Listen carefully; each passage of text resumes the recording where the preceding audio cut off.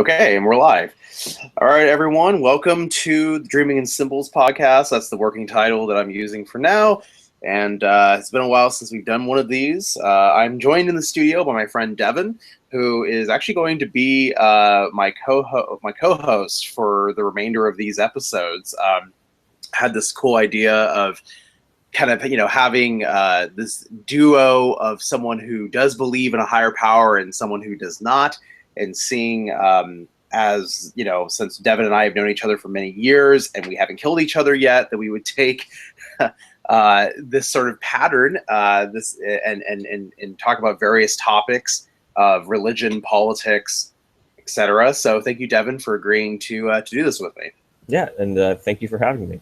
Yeah. So I thought, we'd start today with talking about Turkey, because I know that you've had you've been monitoring that situation on what's going on with the coup in Turkey. So, and you have some interesting ideas about it. So I'm just kind of wondering if you could sort of guide us through what you think is going on in Turkey, and why does it matter to people living in the West to care about the situation in Turkey? Right. So, well, first of all, what happens in Turkey matters to us in the West because obviously Turkey is a NATO member. So that's the North American Treaty Organization. I think that's what it's called, and it's a huge Western military alliance, right? So NATO bands together when certain things happen. Like for instance, what happened in Libya. NATO was the major military group that got involved there to promote Western interests in that region. So NATO got involved by supporting the rebels who ended up overthrowing Gaddafi. So if there's massive political, economic, or social instability in a NATO member country, that's obviously going to be of huge concern to other countries that are part of that alliance. So that's why a lot of people were surprised that there was a massive military coup attempt in Turkey a few weeks ago. Although Turkey is a country that's not any stranger to military coups, there were successful coups that were staged in various parts of the 20th century with Turkey.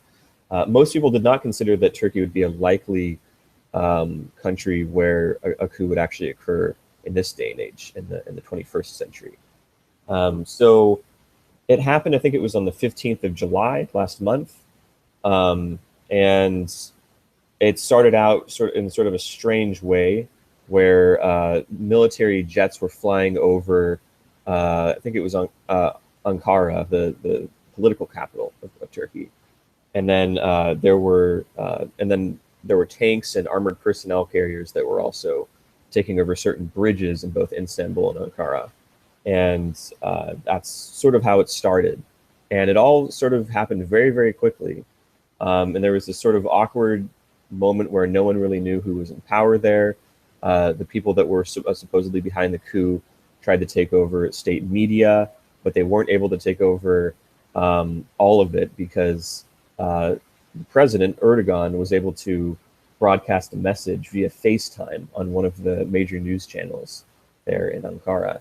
So everything just started to crumble a few hours after it started. And by morning, we saw people on a bridge in Istanbul, actually a ton of soldiers just surrendering en masse, looking like they had completely lost whatever they were trying to do. So it really surprised a lot of people, political scientists, military strategists, politicians. Everyone was kind of shocked that this happened. And of course, what's going on now is there's a major purge taking place. So Erdogan is using what happened as a pretext to really turn the country into more of a dictatorship and to tighten his grip on power there in Turkey. He has suspended the licenses of tens of thousands of teachers. He has detained thousands of military personnel and officers. He has removed a number of deans from universities across the country. He's just completely cracking down on anyone that he thinks might be opposed to him or even the slightest bit supportive of this coup attempt. So that's more or less it right now. The one thing, though, that I wanted to add to this is that a lot of people, because of how unusual this coup attempt was, are actually suspecting that it may have been a false flag event, that maybe Erdogan staged this whole thing to use it as a pretext to crack down on his political opponents and dissidents in the country. And the reason why people think that is that there were a number of irregularities in this coup that just don't seem to add up. Number one, I mean, I've studied coups before because I lived in Thailand and there were a lot of coups there. There was one in 2006 and one in 2014. And I mean, just looking at how this played out in Turkey, it quite honestly, if it was a legitimate coup attempt, it was one of the worst coup attempts in military history. Very poorly organized. It didn't look like they had enough feet on troops on the ground to actually make this thing happen. They botched the whole taking over the media thing, which is normally the most important thing that needs to happen in a coup. They completely screwed that up. And also weird things like, for instance, Erdogan was at a resort residence or something, like when it happened somewhere else in Turkey. He wasn't actually in Ankara or Istanbul, but when he found out about the coup, he flew over to the main international airport in Istanbul, I think. And apparently the rebel fighters that were flying around and you know, trying to make it look like there was a coup going on, intercepted his plane. And they made no attempt to shoot it down or to really do anything, right? So a lot of people are saying, well, if the people that were plotting this coup were actually, you know, in power and in charge of those F-16s, surely they would have shot down Erdogan's plane. And that's one of the most important things that you want to do in a coup, is get rid of leadership, right, or imprison them. So a lot of people were questioning why that didn't occur. Why didn't the F-16s that intercepted his plane shoot down the plane with him in it? And a lot of people are saying that, well, maybe those planes weren't actually rebel to begin with. Maybe this was all just part of this larger false flag event. So, and then there were another numbers of other irregularities. And anyone that's interested can just type in, you know, like 2016 Turkey coup false flag into Google, and you'll see all sorts of news articles and things of that nature. You can even go to the Wikipedia article. They have a whole section of the Wikipedia article on the 2016 Turkey coup, where it outlines all of the things that people who are skeptical of the official story have pointed out. So massive thing, you know, massive political turmoil taking place right now in Turkey, and it's not even really getting that much coverage in the Western press. It did shortly after the coup attempt, but I'm not really seeing a whole lot now. It's just the occasional article that talks about how the crackdown and the purge is continuing. There have been calls from Turkey to the United States to basically extradite the person who they think was behind it. His name was Fethullah Gulen, and I'm probably screwing up his name, but that's what I read. He's the leader of this kind of Turkish religious, social, political movement, and I think they call that the Golan movement, named after him. And I don't know a whole lot about it. It's supposed to be a moderate kind of Sufi Islamic political movement, and they support different schools around the world. They have a number of people in, you know, a number of business people in Turkey, for instance, that support this movement. Some people within academia that support it. So the Turkish government is saying that they think the leader of this movement, Fethullah Gulen, is completely behind the coup, and that maybe the U.S. actually played a role in it as well, because they think that the U.S. is supportive of this guy because they're giving him, they're allowing him to be in exile in Pennsylvania. So a lot of different layers to this whole thing, and no one really knows how it's going to play out. But the one thing that definitely looks terrifying right now is that Turkey is looking more and more like a dictatorship day after day. And a lot of people have made comparisons to the Reichstag fire in Germany, which of course Hitler used as a pretext to get involved with a war with Poland. You know, the Reichstag burned under mysterious circumstances. He blamed it on the communists. A lot of people think that Hitler actually had the Reichstag burned down so that he could use that as a pretext. So interestingly, the Parliament building in Ankara was bombed and pretty much almost destroyed. But people pointed out that none of the bombs actually came close enough to harm anyone inside the parliament. So that's another thing that's kind of suspicious. Like if they were just indiscriminately attacking that parliament, why wouldn't they have attacked it at the place where people were at so that they could actually kill a lot of the parliamentarians? It just, that's just really interesting that it attacked the parliament, but none of the bombs came close enough to the actual area where people were inside and taking shelter or whatever they were doing in there.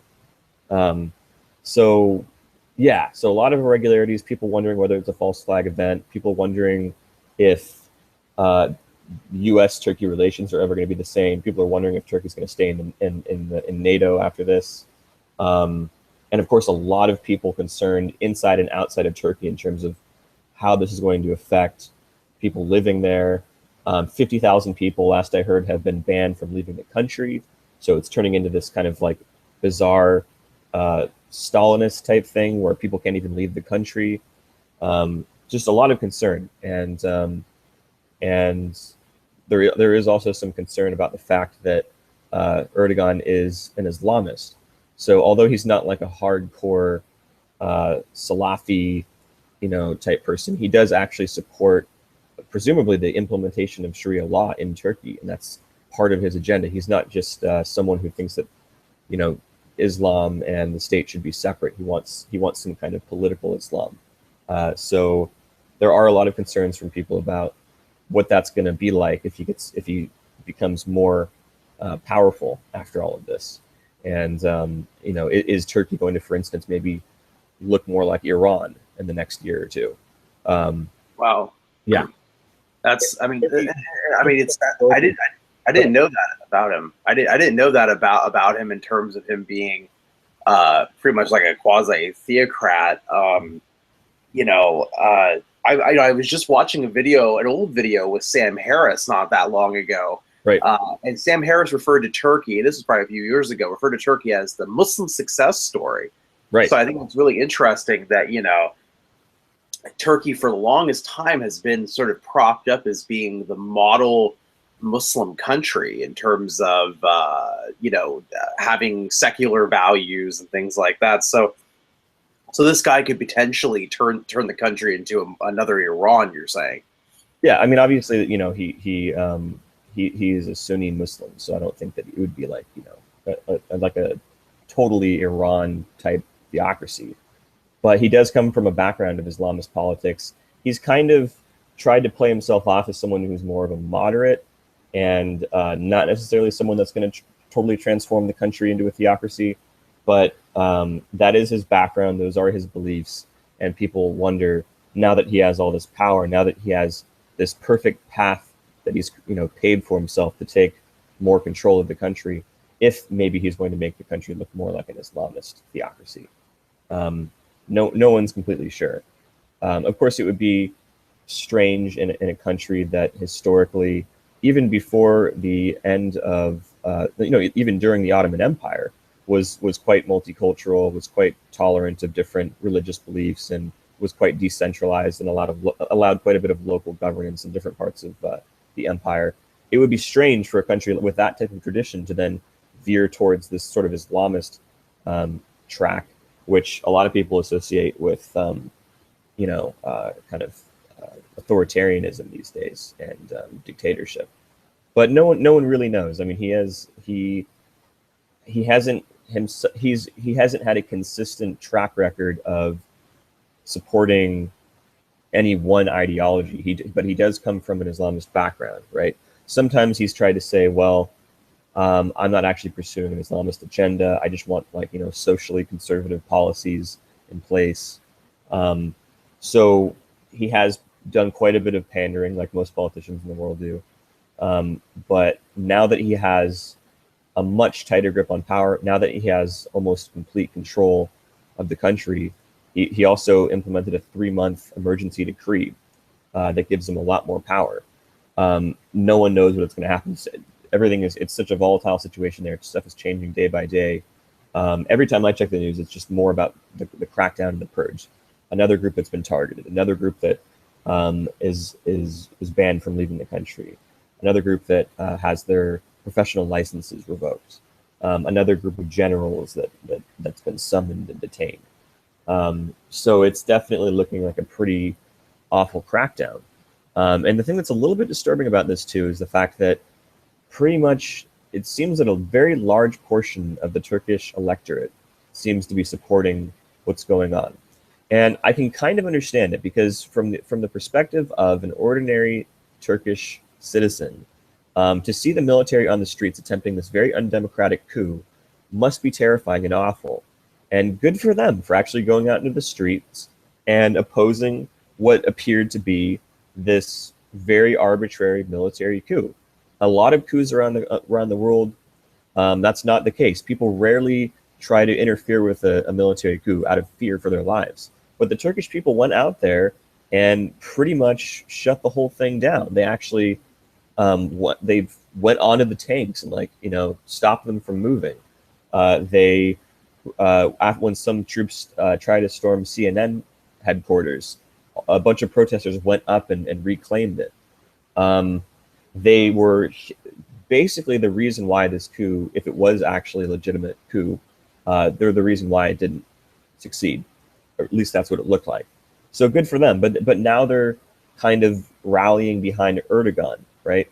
And rather than saying, okay, well, we oppose the coup, but we also oppose what's happening now with this this purge, they appear to just be rallying behind Erdogan. So all the cards are playing in Erdogan's favor, right? Because the coup didn't work, and now he's got so many more people in the Turkish public that support him. And a lot of opposition parties actually came out and said we completely oppose the coup and we support the crackdown basically. So he's got the whole he's got the sort of intelligentsia behind him and the ordinary kind of like Turkish citizenry behind him now. So he's just unstoppable. And that's what's really frightening. And not too many people, as far as I know, in Turkey are protesting what's going on or making a huge, no one seems to be concerned about it, save for a few kind of journalist type people that I've seen on Twitter. Everyone else seems to be supportive of him. I've actually tweeted about things going on in Turkey, and I've had some supporters of Erdogan actually respond to me on Twitter, including one guy who appeared to be some sort of Turkish parliamentarian, attack me for not saying positive things about Erdogan. So they're the Twitter trolls are out in full force, and everyone's just totally falling into this trap, I think, of supporting him and allowing him to continue this very undemocratic, very terrifying crackdown. So you're basically he's pulling an Emperor Palpatine from Star Wars, and all the Twitter trolls are his stormtroopers. It sounds like. Yes, absolutely beautiful analogy there, Colin. Yeah. Wow. Well, that's that's just fascinating that and very disturbing that so many. But as you said, you made a good point about trying to see it from the average Turkish citizen's perspective. You see what you perceive as being a legitimate coup, and that's frightening. And then here you have the glorious leader who steps in and says, oh, I'll take care of you, and this is how we're going to, take care of this situation. And it makes a lot of sense why they would just sort of, without questioning anything, go along with some of the things that he's starting to implement, which is very much like, the other dictatorships that have occurred. People ask all the time, well, how could the average German citizen go along with Adolf Hitler? Well, how could the average Turkish citizen go along with something that might be blatantly, a false flag operation? Well, here it is. Right. Yeah, no, and I can't help but think that if I were there in Turkey witnessing it, and I was a Turkish citizen, and I was part of that movement to go out into the streets and to try and shut down that coup, maybe I'd be feeling the same way. Maybe I would be feeling just very, very supportive of Erdogan, and I would be backing him in terms of doing everything that he needs to do to purge society of these pro-coup elements or whatever. I understand that. I understand that it was a very emotionally huge thing to deal with, given that a coup is such an assault on a democracy in so many ways. But I guess we'll see. I mean, maybe as time goes on, the people in Turkey will start to realize that this purge is really a huge threat to their democratic values, and it could be increasingly a threat to their secularist tradition as well.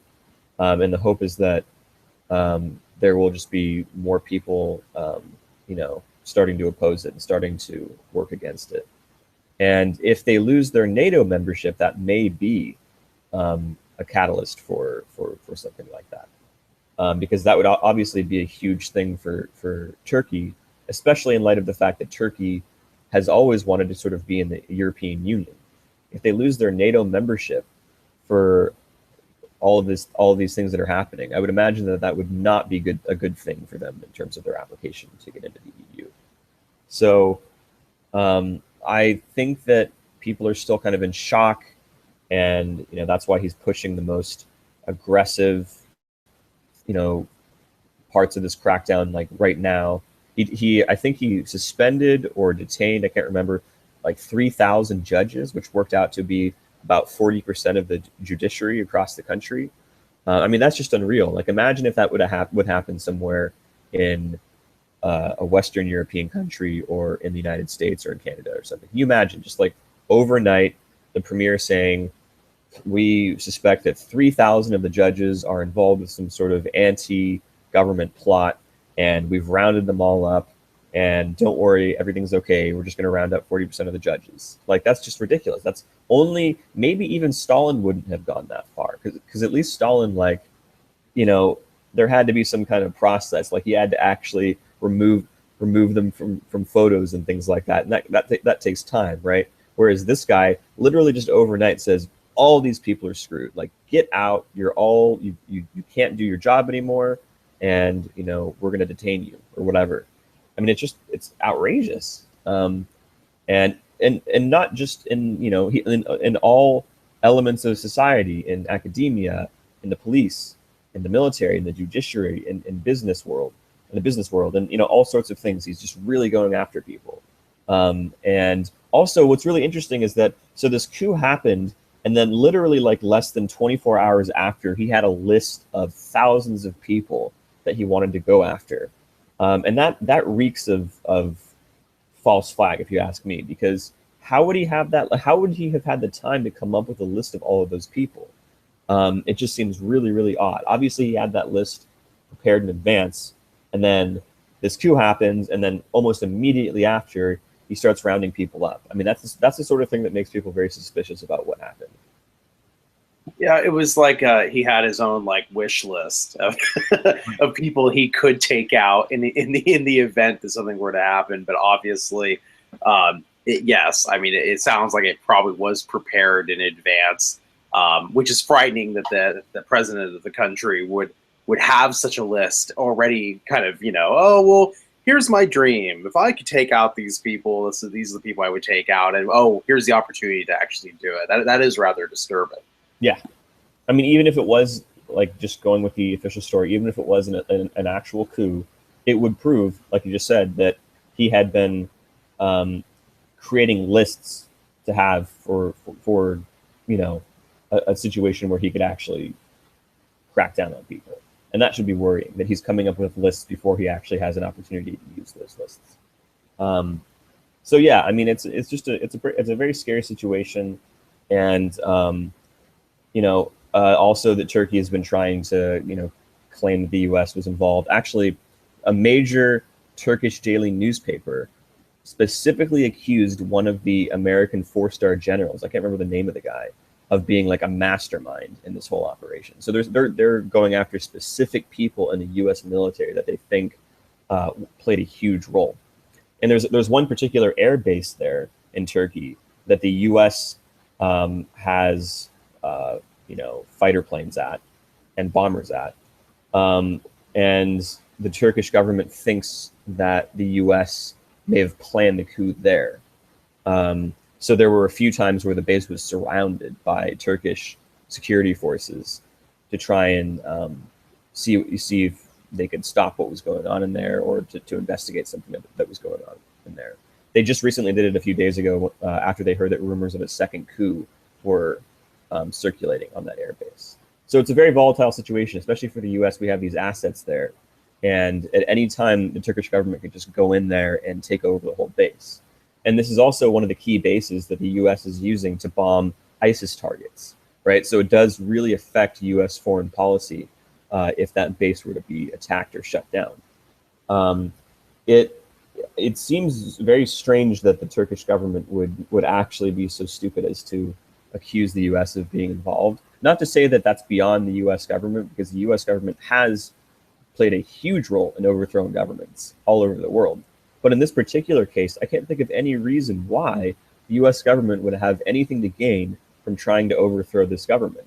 The only thing that I could think of was that they would be worried that this would turn into kind of an Islamist theocracy. That would be bad for U.S. Interests in the region. It just doesn't make sense that the U.S. would try to overthrow the government of a NATO ally. I'm not seeing the rationale there at all. But anyway, yeah, just a really crazy situation, and I also kind of feel bad for this. I just don't buy the whole thing about the Golan movement being involved. I don't see any Turkish government hasn't presented any evidence of that so far. And this guy, I don't know a whole lot about him. This guy in Pennsylvania, this Fethullah Gulen, this Sufi cleric guy. If he ends up getting extradited, he's probably going to get killed. Turkey's right now trying to reinstate the death penalty just so that they can kill all the people that they think were involved with the coup. So the U.S. government is actually considering honoring that request and sending him back to Turkey. And that would be a huge injustice, in my opinion. I think that the guy has a right to be here unless they can provide very, very, very strong evidence that he was actually involved in some way. So, yeah, a lot of things about this story that are strange and very interesting for people who are interested in international affairs, particularly Middle East affairs and things with NATO and things like that. Yeah, I just looked up the Sufi cleric, and I don't recognize him at all. I guess I really don't know. I don't know who he is.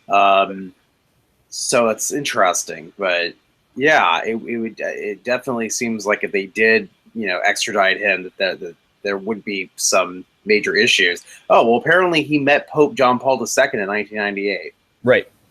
He's been kind of I don't know a whole lot about his movement. I did actually hear about him before all this coup thing happened, but I like you, I didn't know very much about him. He's sort of this. I mean, his whole thing is that he supports moderate Islam, and he wants moderate Islam to play a role in the world, in terms of like education. Like he has built a lot of schools. He wants it to play a role in the business world, like maybe have Islamic principles reflected in business transactions and trades and things like that. I don't really know a whole lot else about him besides that he supports moderate Islam, that he wants kind of like moderate secular values in all facets of Turkish society. And that he does have some kind of international, recognition in the sense that he's behind all these schools and behind other various projects in the world. Interestingly enough, he was a huge friend of Erdogan for a long period of time, and the two of them had a falling out. So I'm not sure if that was over religious disagreements or political disagreements, but a lot of this is stemming from the fact that he had that falling out with Erdogan, and that's a big reason for why they're accusing him. So how, if Turkey goes down the path of being a theocracy, right, how do you think this is going to affect the international opinion of the region, but also of Islam in general? I mean, I know this is kind of like a big overgeneralized question, but I mean, again, I just think it's ironic that I just happen to be watching this random Sam Harris video last night, and and he invoked Turkey as being like this, the Muslim dream, So how do you think this is? I mean, is this going to shatter that dream, or what are your thoughts on that? Well, it's possible. I mean, Sam Harris is completely correct in that Turkey has been a sort of model state in terms of upholding democratic and secular values, and also having quite a bit of space for religion in society, right? So people are very happy with the fact that Turkey has managed to separate those two, right? To have the separation of Islam and state.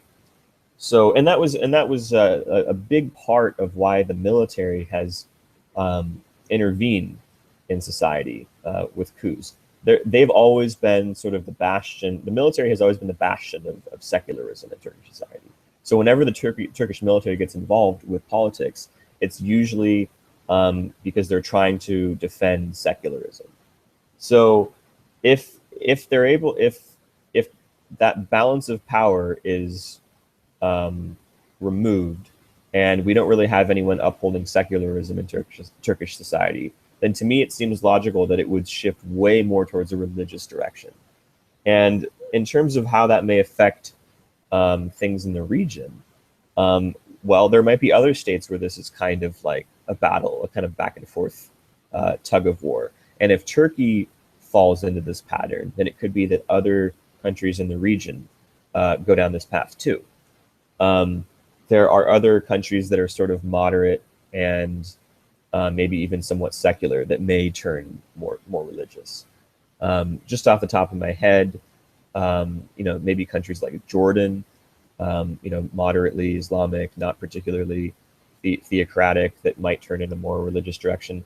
I'm not really sure if Turkey is involved with a lot of soft power projects in the region. I'm not sure how Turkish relations with other countries might affect those other countries in terms of their own political systems.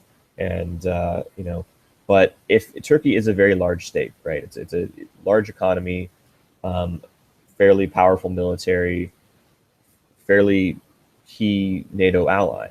So what happens there will have a huge effect in the region, and maybe also in Europe.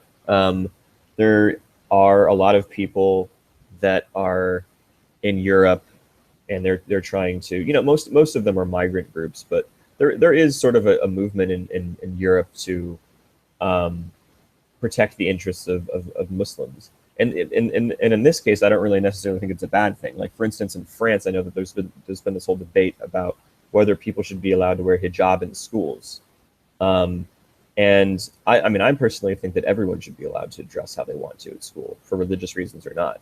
So maybe if Turkey becomes more theocratic, you might see them influencing some of these debates in Europe, and not just having an effect on other countries in the Middle East. Because of course, Turkey historically has been this bridge between Europe and the Middle East.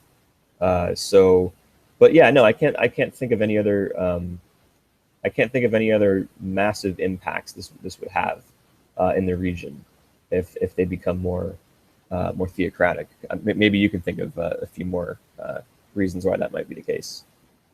Well, I think I agree with everything you said. I think that I just really thinking of this concept of how Turkey has been propped up as being this model idea for a separation, as you said, between Islam and state, or mosque and state. And, it just makes me really cringe at what the narrative is going to be if that dream is indeed shattered. And I think that considering how much debate is happening right now around the world regarding how Islam is perceived and practiced here in the 21st century, I think it's going to be very detrimental to this ongoing conversation. But the silver lining might be to show that, that at one point Turkey was this ideal situation.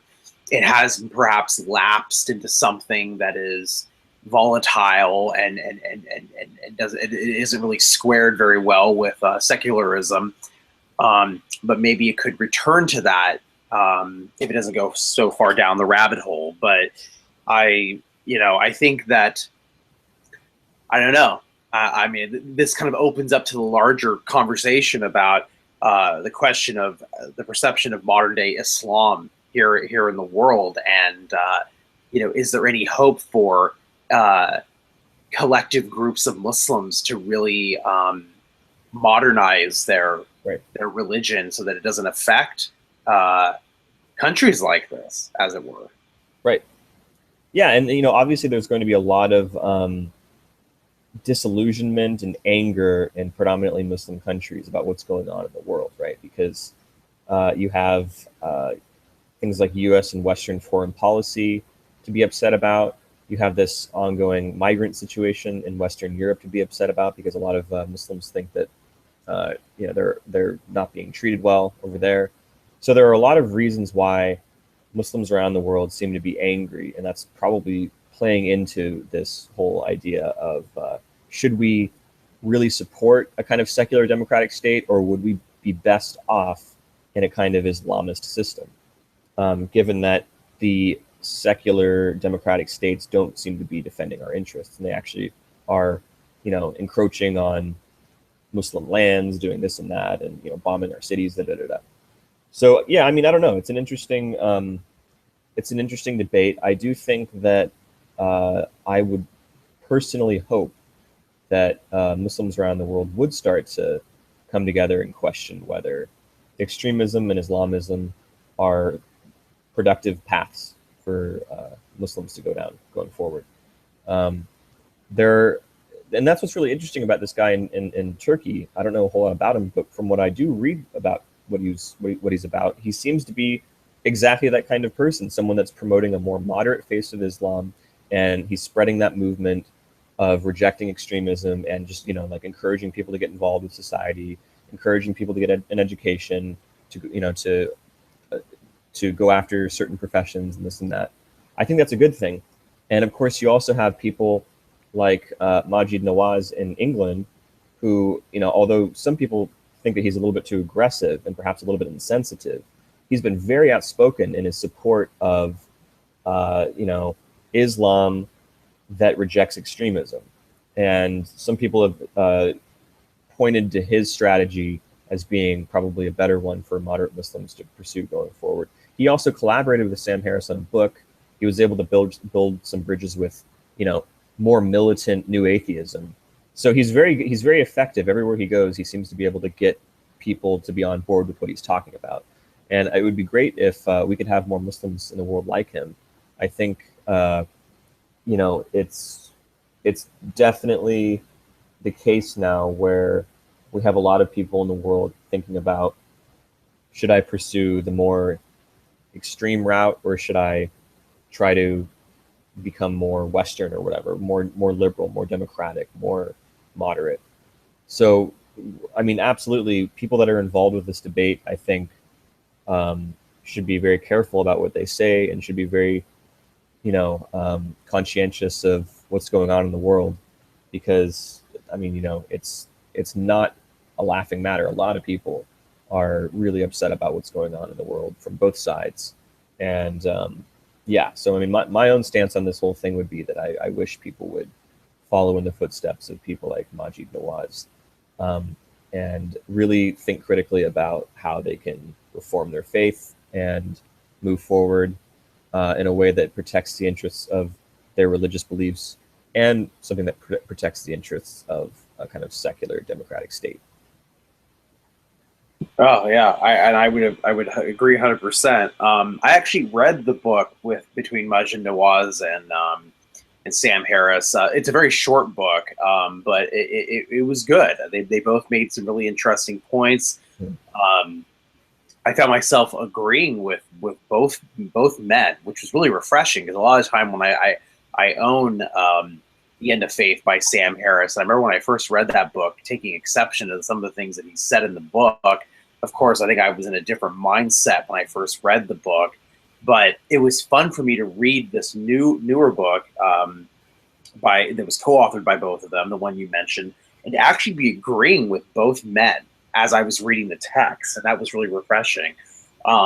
But you know, it's interesting because there's a YouTuber on here named David Wood who's a Christian apologist, and you know, he did a video about one of the more recent terrorist attacks that had occurred internationally, and I actually went over to his video and I left a comment because he, you know, he kind of said what the situation was, but it wasn't clear to me what he wanted to happen, and so I said, what would be the ideal situation? You know, what would you want people to do? And you know, and I said, you know, and I offered, I said, you know, would it be good to have sort of like a heavy dose of Sufism or a more kind of a progressive approach? Most of the responses I got, and obviously David Wood is a Christian apologist and an evangelist, he's trying to convert people to Christianity. Most of his audience basically said things like, well, we just need to get rid of Islam and things like that, which of course obviously isn't very, you know, reasonable or realistic. But I thought that it was interesting that even when I proposed playing up Sufism or this more progressive stance, that was very much shot down by people.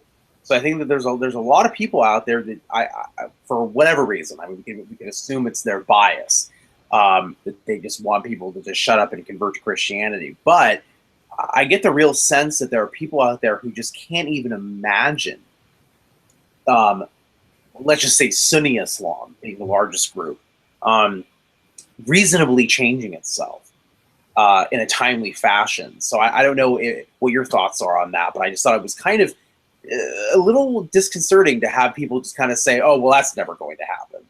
Right. Yeah, and you know, I mean, it's important to point out that a lot of these extremist movements that we see in the world today are not that old. I mean, in the second half of the 20th century, a lot of these Islamic extremist groups were created, and interestingly, a lot of them were created by the West as a hedge against Soviet aggression. Right. So in Afghanistan, we funded Mujahideen groups as a hedge against Soviet expansionism. So a lot of these groups and a lot of these terrorist attacks are not something that we've been dealing with for a huge portion of Islam's history. We're actually seeing this as a relatively new thing. So for people to think that there's no chance that this could go away in the next couple decades, I think is pretty naive, given how quickly they came into existence. Not to say there was no Islamic extremism before like 1950, but a lot of the groups that we see today were formed in the last several decades. And a lot of them were formed in reaction to specific foreign policies that they found to be aggressive, occupation of Muslim lands, the Israeli occupation of Palestine, and things like that. So I'm very optimistic. I think that the problems that we see with radical Islam today could very easily be changed if a good percentage of Muslims banded together and, you know, actually tried to reform the faith, and if the Western world played its part as well. The Western world needs to give up on a lot of its more aggressive kind of nation building policies. We need to really kind of just withdraw from a lot of these wars and occupations. We've been in Afghanistan for, what, 15 years now? And we have not accomplished anything there since 2001. Nothing. We overthrew the Taliban government, but the Taliban has continued to play a role in huge regions of that country ever since. And we're now at the point where we are willing to even negotiate with them because they have such a presence there in Afghanistan. Iraq, same thing. We've been there for so long. Everything that we've done has just made things worse, right? There was a massive power vacuum there, and ISIS took over Mosul and other parts of the country, and now it's like impossible to remove them, even when we fund and equip the Iraqi army. It's just, to me, it's no surprise that huge swaths of the Muslim world are furious with the West, and I think that needs to be taken into consideration as well. We do have a huge problem right now with more radical Muslims and even some moderate Muslims that don't want to acknowledge the harms of radical Islam in the world, not just terrorism, but also all these other problems with like ISIS and, you know, other geopolitical issues. And in particular, I am, I'm pretty critical of some of the moderate Muslims too. In the U.S., for instance, we have a lot of moderate Muslims that are public intellectuals that pretty much, literally the only thing that they do about this topic is say, we reject extremism. Like after every terrorist attack, they're very good about this, I'll give them that. Every time there's a terrorist attack, they say, we reject it, unequivocally, we reject it. But that's it. There's nothing after that, like, okay, we reject it, and now this is what we want to do to make sure that there isn't another one, or this is what we want to do to try to be part of some kind of process to reduce, the likelihood that people will become radicalized or whatever. So I think that's part of it too, and it's a very difficult issue because no one wants to be fanning the people on the left, for instance, don't want to be fanning the flames of Islamophobia, and Islamophobia isn't necessarily just criticism of Islam. It can kind of be this sort of code word for racism in a lot of cases. Like a lot of times when we see people attacking people that look like they're South Asian or of Arab descent, it's like it clearly kind of looks like a racist thing, even if they dress it up like some kind of like anti-Muslim thing. So it's a difficult issue. I mean, we have to make sure that people aren't going after groups of people in bigoted ways, but we also have to make sure that radical Islam is challenged and that Muslim moderates are playing a role in that, because they really are the key, I think, to ending radical Islam the way that we see it today. So yeah, I mean, and this is something that's going to have to be a huge thing. It can't just be governments. It can't just be people talking online. Like there has to be a huge movement for reform in within Islam for it to be successful. And I don't really know exactly how that's going to play out or how that needs to happen, but I do think that in the U.S., speaking from this American context, I personally wish that moderate Muslims in America were playing more of a role in rejecting extremism as opposed to just attacking people who criticize Islam, which is what we see pretty much in 99% of the time. Yeah, that's it's very true. I mean, I think all your points are very valid. I would agree with them that yes, there is this huge international context, and obviously, the United States government has not done a great job of really instilling this sort of cooperation because of all the blunders that have occurred internationally. But yes, looking back, or looking at what's with Muslims in the United States, it's leaf blowers in the background. But yeah, there's hold on.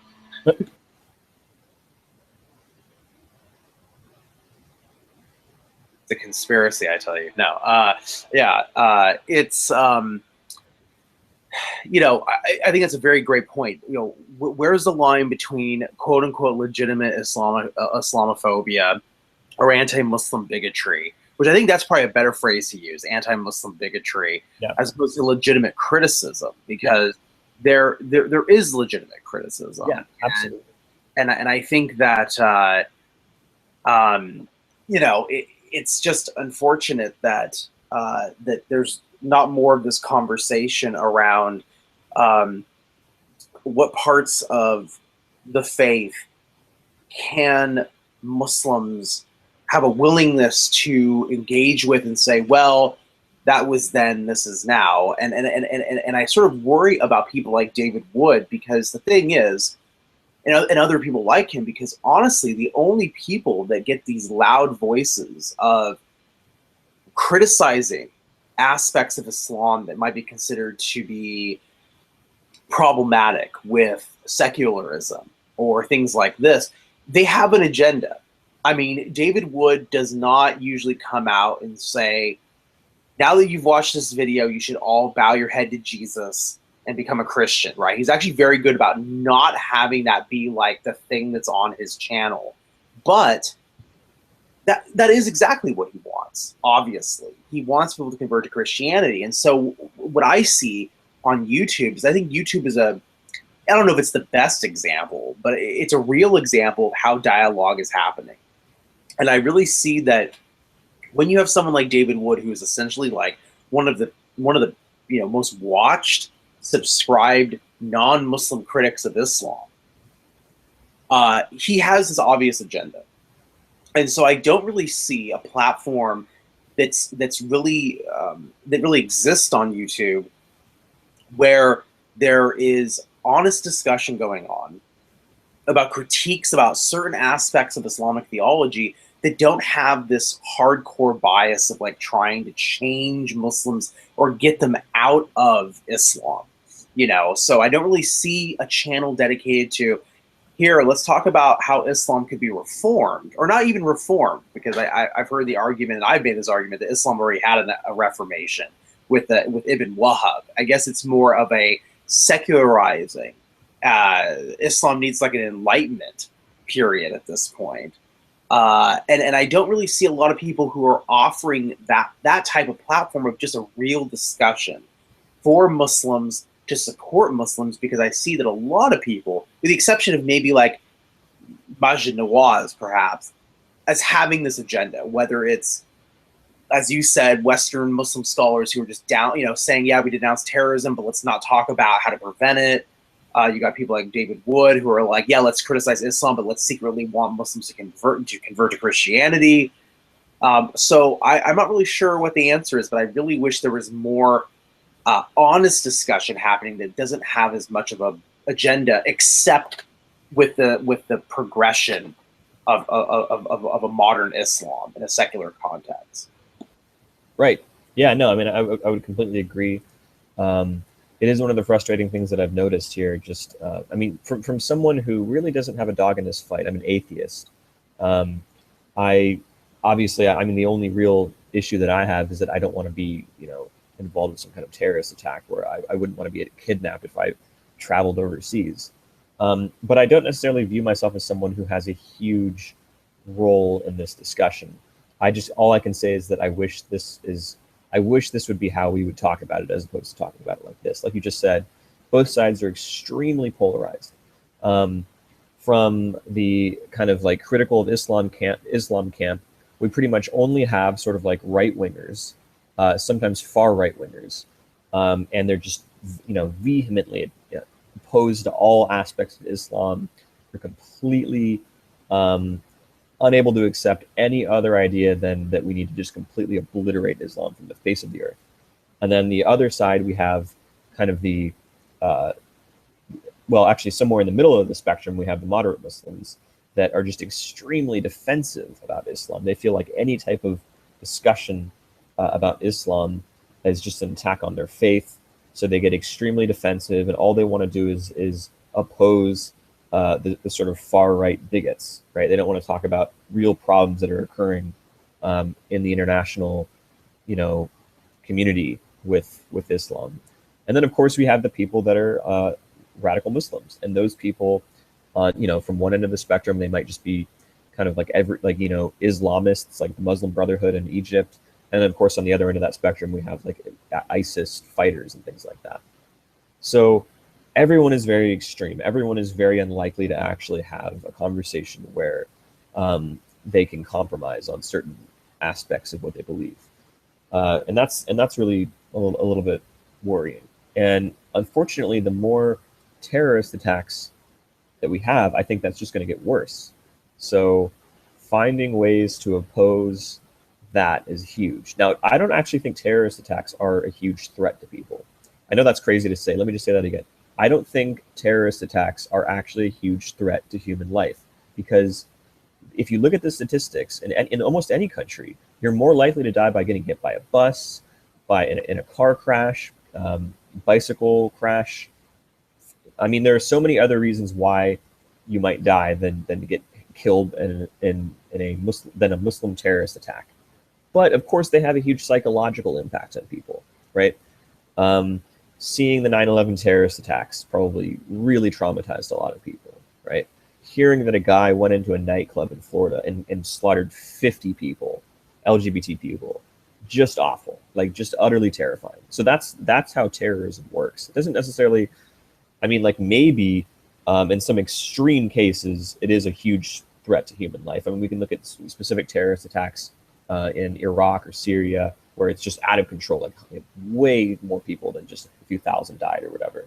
But it's not. It's. I mean, I really do think that the threat of terrorism is a psychological one, and every time one happens here in the U.S., whether it be by a coordinated, sophisticated cell or just a lone man terrorist, it makes it more difficult to have that constructive dialogue. So I don't know. I mean, we need to find a way to prevent people from being radicalized. I don't think it necessarily makes sense to just focus on security. Security is just saying, well, there are bad people out there, and we need to stop them from doing whatever they want to do. But that's just half of it, right? We have to figure out how to actually stop people from becoming radicalized. Why is it, for instance, that in America we have people that have good jobs, that are well integrated into society, and yet they still feel a need to be these terrorists? Fort Hood guy was a psychiatrist, right? I mean, that's pretty impressive. The guy in San Bernardino was a health inspector for the county government. That's a very prestigious, coveted job.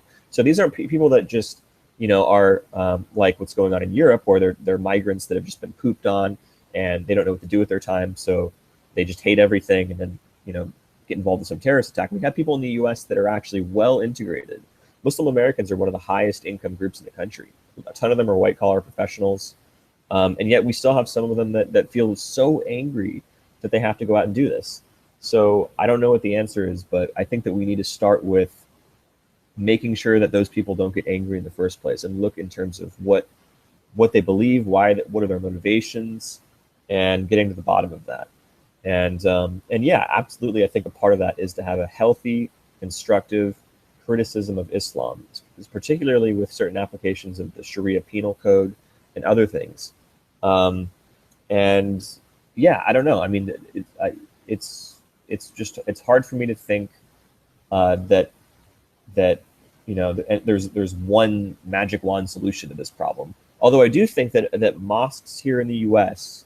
should play maybe a bigger role in figuring out who is kind of being radicalized, and then rather than just like being reporting those people to the FBI or whatever, actually spending time and working with those young men usually to make them reject radicalism, right? I don't accept this idea that like, oh, the imams and all the mosques across the country should be creating lists that they give to the government so that we can round these people up. Like that's not the solution. But absolutely, like if an imam sees like a 20-year-old man who's really upset and who keeps coming up and saying, like there needs to be justice, like I need to get involved, like I need to, be involved with jihad in some way, the imam should be trying to stop that from happening. Like there needs to be some way, rather than just saying, okay, well, that's your interpretation, this is mine. Like what needs to happen there? There needs to be some kind of like, effort to convince people that this isn't the path. Right, and that would obviously involve a huge paradigm shift in terms of what's the theological emphasis. Sort of an agreement amongst at least American imams and clerics and sheikhs that, this is how Islam is going to be practiced and understood, at least here in the United States.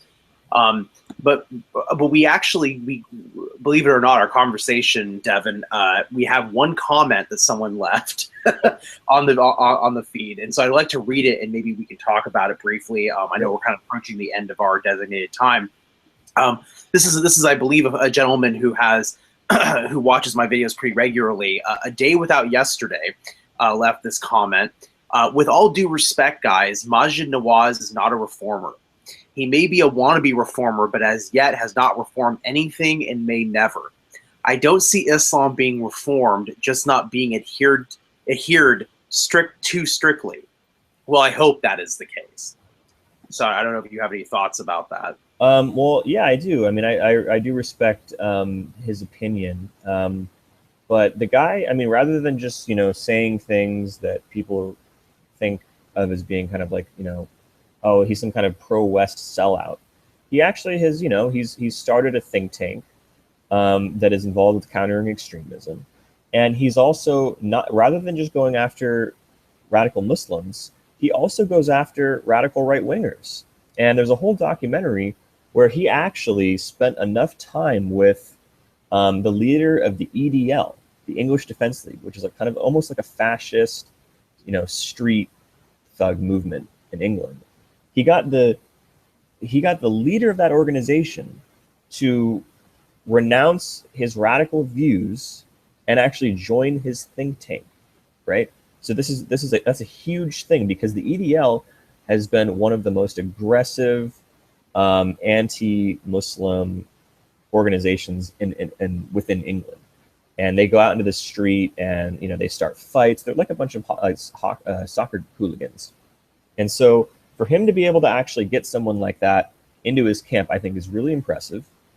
And also, he got Sam Harris to be less aggressive towards Islam. Before Maajid Nawaz collaborated with Sam Harris was, going on Bill O'Reilly saying, I hate Muslims, like we need to just, get rid of all of them. There is no such thing as moderate Islam.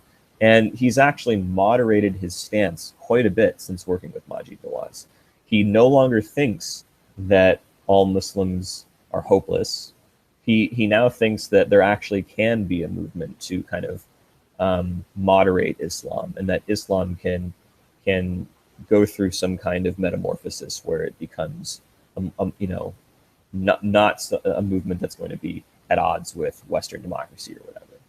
So, and then in terms of how he's affected people within the Muslim community, I don't really know quite as much about that, but it is interesting to point out that he himself was an extremist Islamist. He was imprisoned, I think, in Egypt for a period of time because of that.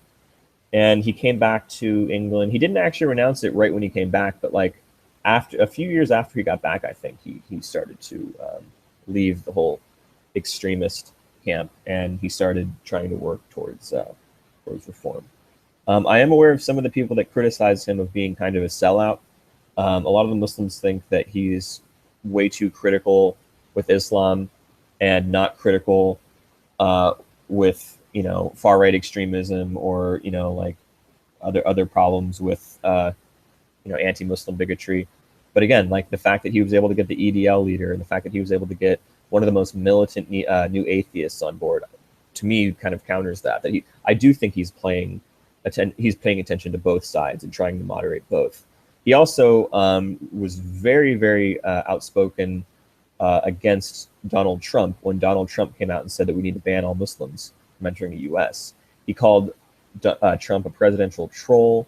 He called him completely, he just went on this huge, like, epic rant against Trump. So I wouldn't necessarily say that he's some sort of, stooge of the far right, anti-Muslim community at all. I'd say that he is someone, or at least from what I'm able to see from him, it seems that he genuinely wants to create reform within Islam and also counter anti-Muslim extremism. So, yeah. All right. Yeah. Well, it looks like the user who left the comment, I don't think is watching us live anymore, said that he would watch. I'm actually not sure exactly when he left that comment. I've just been sort of refreshing the pages as we've been talking, but said that he would watch the rest of our video once it's uploaded. So it'd be interesting to get his response to that. I do think that, yeah, there's a lot of pessimism out there, and I think there is a line in the sand between who's going to be more optimistic and who's going to be more pessimistic about any of these individuals, or as the user said in his comment, that will Islam be reformed, or will there just be less strict adherence to some of the tenets? And again, and I'll say it again, in my opinion, I think Islam has already had a reformation. I think the Martin Luther of Islam was Ibn Wahhab. Yeah. But I think now, if we're going to use the parallel analogy of history of Christianity and Islam, if that's even possible, to then, instead of talking about a reformation, talk about a renaissance and even pushing into an enlightenment, which was probably a better idea. I think I actually wrote a blog post on this subject about Islam not really needing a reformation because it's already happened, but more of a renaissance, which I think we're kind of experiencing right now, meaning that there's this rediscovery of aspects of the classical tradition within Islam, especially in the United States. But it's not really doing enough. And even in the Renaissance period, it wasn't enough. You really needed that Enlightenment experience to have people say, okay, we're going to separate theocracy from our daily life, or at least our political and social life, and it's going to be more of a private affair. You go to your religious functions, but it's not something that's dominating your mind or your life 100%. And I think that that's what Islam really needs right now, is an enlightenment. And hopefully that's something that we'll see in our lifetime, maybe the beginning of one. Yeah.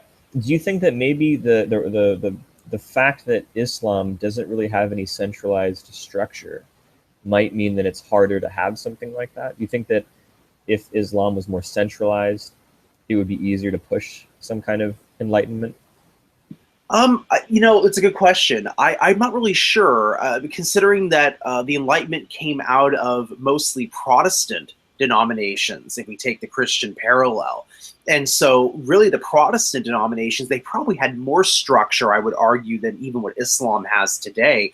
But I think the Protestant tradition is the closest parallel to, in a Christian context, to the way Islam is, because there is no central power in Protestant Christianity. You've got each denomination, in some cases, each congregation, each physical church has its own hierarchy. And so there isn't like a pope in the Protestant tradition. I mean, the Anglicans maybe, I think have bishops and things like that, but it's definitely not as centralized as having like a pope. And yet the Enlightenment really came out of, Quakers, Congregationalists, Unitarians, things like that. So I think that it would probably be easier, perhaps, if there was a centralized person who just said, "Okay, everybody, this is the direction we're going."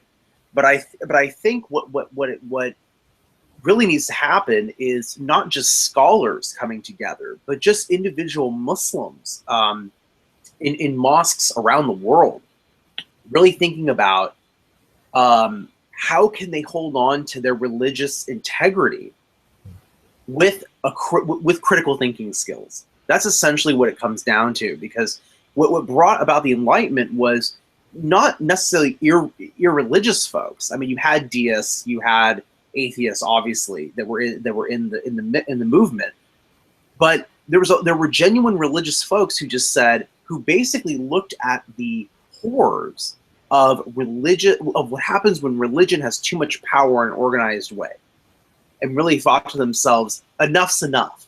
That was essentially the big that, and the scientific revolution, and of course things that made religious literalism very, very difficult to actually adhere to. But I think a lot of Muslims in the United States are heading in that direction. I can't speak for the international Muslim community. For all I know, there are pockets of Muslims like this living even in Saudi Arabia, but given in their environment, they can't be very vocal about this. But I think in the United States, a lot of Muslims already think along these lines. They enjoy being here. They grew up in this environment where you had the secularism that's pretty much part and parcel with being a United States citizen, and yet they have their religious values. So perhaps the Enlightenment will come from Western Muslims, or let's just get real specific here, American Muslims in particular, because I know there could be an argument about how European Muslims are being, what their perspectives are on things. Yeah, I mean, I would say that when you're comparing and contrasting American Muslims with European Muslims, you can find a few different things there. Number one is that America has had a longer time with different ethnic, people of different ethnic backgrounds, and finding ways to integrate them. So you could say that it's actually a little bit easier, I think, for Muslims to come to America and to be embraced and to be allowed to pursue whatever it is that they want to pursue. Whereas a lot of countries in Europe are still somewhat ethnically homogenous, and they don't really have the tradition of being able to work with different people from different ethnic backgrounds and to find ways to integrate them. So particularly in France, it's quite bad. And I think that there's a relationship there between how good a country is with immigrants and the likelihood that they're going to get attacked. A lot of migrants in France, for instance, want to go to England because England has a somewhat better reputation with immigrants. Whereas France, we just keep hearing about attack after attack after attack. And it's been mostly young male migrants, usually people that had very little to lose, and I think that's a big part of it. So, yeah, absolutely, as part of any solution, there needs to be a lot of attention paid to how well integrated the people are. That can't be the only solution, because we know that even in the U.S., people that were well integrated went on to carry out attacks. But that certainly seems to have a huge relationship to it. And another thing is that, like with what's going on in Europe right now with a huge migrant crisis, there is a certain amount of truth to the fact that when you have a large group of Muslims or migrants that are coming into a country and they've lost everything, they don't know how to speak the local language, and there are no organizations that are helping them, integrate. It's no surprise that with that you're going to have a rise in extremism, right? Because these people get angry. They don't know what to do. They're living in poverty. So, they go out and carry out these attacks. So, I mean, I do agree that it is mostly right now, these past several attacks in Europe have been migrant related. And it's a really tough situation, because these migrants have an international right to cross borders. Refugees are allowed to cross borders to reach safe areas, right? That's just a human right. So they have the right to leave Syria or wherever and to go to safer places. But when all these people pour into one country and the country doesn't have the resources to actually provide for them, it's going to be a huge mess. And it costs a lot of money. Like, if you actually look at how much money refugees are provided with here in the U.S., it's a lot. They're given their housing is paid for, their food's paid for. We have organizations that actually find them jobs. It's a huge investment, right? Whereas in countries like Germany, although it's a very rich country, they just don't have the infrastructure to support that. So I think that there's a huge relationship, obviously, between this migrant crisis and what's going on with radical Islam, and how are we going to find ways to create compatibility between Muslims that are coming to live in the West and adhering to the law, adhering to basic requirements that they need to be able to meet in order to keep living in Western countries. And I don't think that the requirement should be very high. I certainly think that trying to ban what they wear in public is idiotic and completely counterproductive.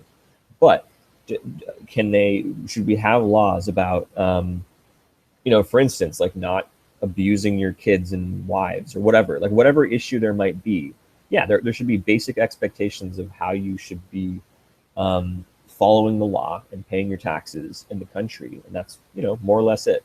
If you want to speak whatever language you want to speak at home, that's completely fine. If you want to wear whatever you want to wear in public, that's completely fine. If you want to build a mosque anywhere, even right next to the Twin Towers, that's fine. I'm completely for that. Whatever, it's an interesting situation right now, how all these issues are interacting with each other. Like this, there's no way to really talk about the European migrant crisis without talking about Islam. There's no way to talk about Islam without talking about democracy. There's no way to talk about democracy without talking about secularism.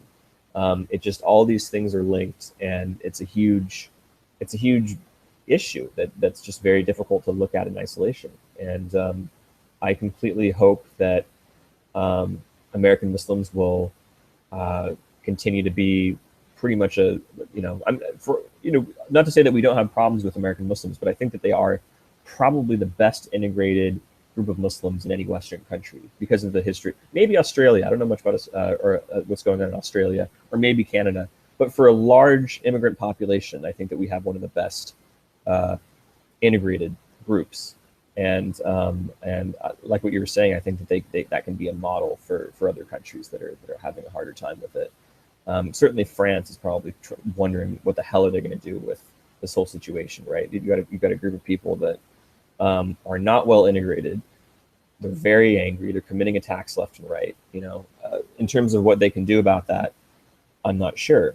But it's definitely a pretty volatile situation there in Europe. In addition to just Turkey, it's all over the place. Absolutely. Well, I think definitely there'll be a lot more conversations that you and I can have as we continue doing these discussions in the next X amount of weeks.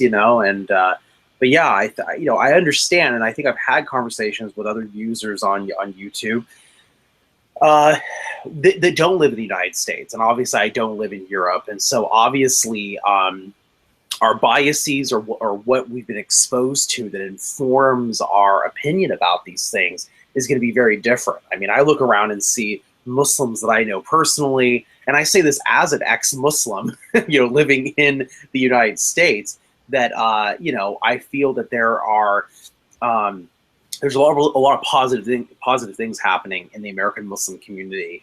But I recognize that I'm not a citizen of the UK. I'm not a citizen of France, and so I can only talk to people and see what I read or hear on the news or what have you. But yeah, I think going forward we'll have a lot more great conversation topics to have on this subject. I think Islam is certainly something that we need to keep talking about going forward. But I'm looking at the time, and I think our time is up for this particular episode. But I want to thank you again, Devin, for coming on and agreeing to co-host this this platform with me. Yeah, thank you very much for having me. And look all forward. Right, well, thank you all. Oh, go ahead. Oh, I was just gonna say, looking forward to future conversations. For sure, yeah. Yeah, and Devin and I have been, I don't know when we're going to do this. We've talked about, hitting the streets too and going and running around and trolling people with a camera and, kind of interviewing different people in our areas about things, politics, religion, society, etc. So, looking forward to doing that in the future as well. But yeah, so tune in. We'll try and do one of these every week if we can pull it off. And thank you all for watching.